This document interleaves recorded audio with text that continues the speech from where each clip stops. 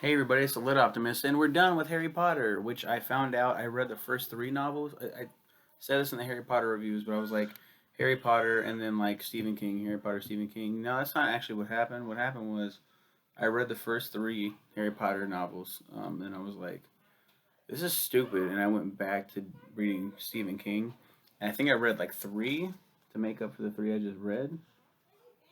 No, I read a fuck ton after that. Yeah, I read a ton.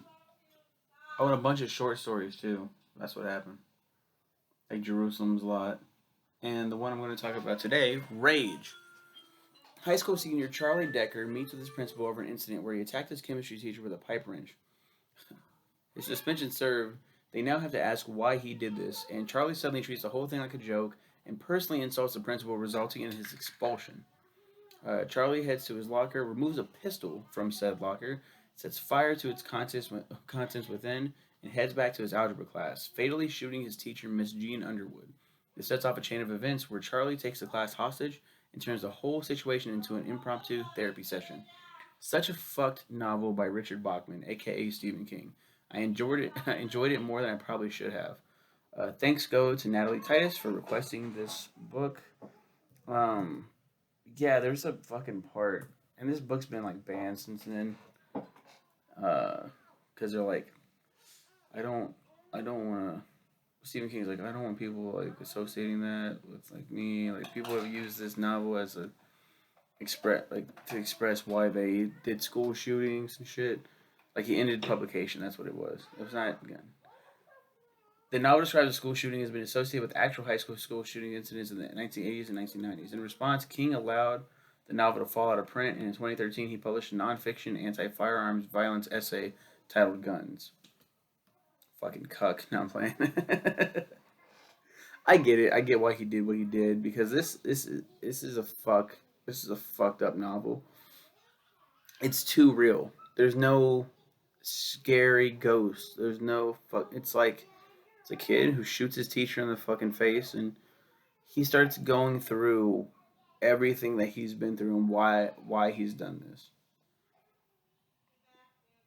And he also kills a history teacher, Mr. Peter Vance, when he attempts to enter. As the other students and teachers evacuate the school, the police and media arrive at the scene. Over the following 4 hours, Charlie toys with various authority figures who attempt to negotiate with him, including the principal, the school psychologist, and the local police chief. Charlie gives them certain commands, threatening to kill students if they do not comply. Charlie also admits to his hostages that he does not know what has compelled him to commit his deeds, believing he will regret them when the situation is over. As his fellow students start identifying with Charlie, he unwittingly turns his class into a sort of psychotherapy group, causing his schoolmates to semi voluntarily tell embarrassing secrets regarding themselves and each other. Stockholm Syndrome. Interspersed throughout our narrative flashbacks to Charlie's troubled childhood, particularly his tumultuous relationship with his abusive father Carl. Several notable incidents include a violent disagreement between two female students and a police sniper's attempt to shoot Charlie through the heart. However, Charlie survives due to the bullet striking his locker's combination log, which he had earlier placed in the breast pocket of his shirt. I knew I wore this shirt for a reason. Yeah, combination lock he put in, and like barely even like it's like, and then he puts the lock into his breast pocket. Something that you wouldn't really think about unless you're a smart boy. And later on, yeah, it's like it shoots him, goes down, and he's like, motherfucker. And he's like, really? Charlie finally comes to the realization that only one student is really being held against his will, a seeming big man on campus named Ted Jones, who is harboring his own secrets. Ted realizes this and attempts to escape the classroom, but the other students brutally assault him, driving him into a battered, catatonic state. At 1 p.m., Charlie releases the students, but Ted is unable to move under his own power and remains. The police chief enters the classroom. The now unarmed Charlie moves as if to shoot him, attempting suicide by cop. The chief shoots Charlie, but he survives and is found not guilty by reason of insanity and committed to a psychiatric hospital in Augusta, Maine, until he can answer for his actions. The final chapters contain an inter-office memo concerning Ted's treatment and prognosis at the hospital where he's now a patient, and a letter from one of Charlie's friends describing assorted developments in the students' lives during the months following this incident. The story ends with Charlie addressing the reader. That's the end. I have to turn off the light now. Good night.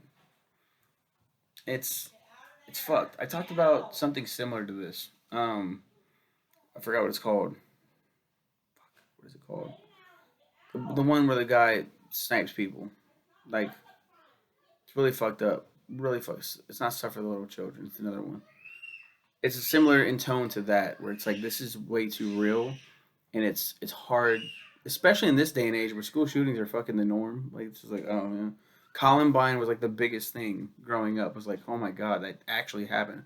I can't believe that actually happened. And then school shooting. Oh, what the fuck's going on? School shooting. School shooting. Like, oh fuck, fuck. Like this is not cool. This is not cool at all.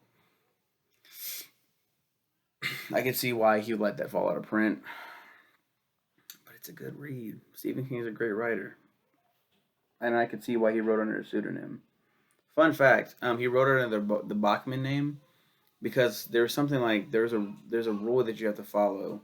Stephen King couldn't release a like more than one or so many books, whatever, under his fucking actual name.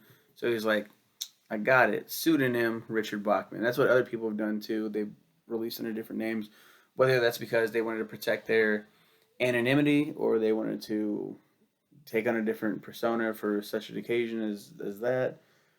That was the reason why he did it. And then soon they outed him as somebody outed him as Richard Bachman. He was like, "Yeah, you got me." And that in and of itself has like a whole fucking parallel universe that I'm gonna delve into eventually when I get back to reading Stephen King. I'm taking a huge break after Dark Tower.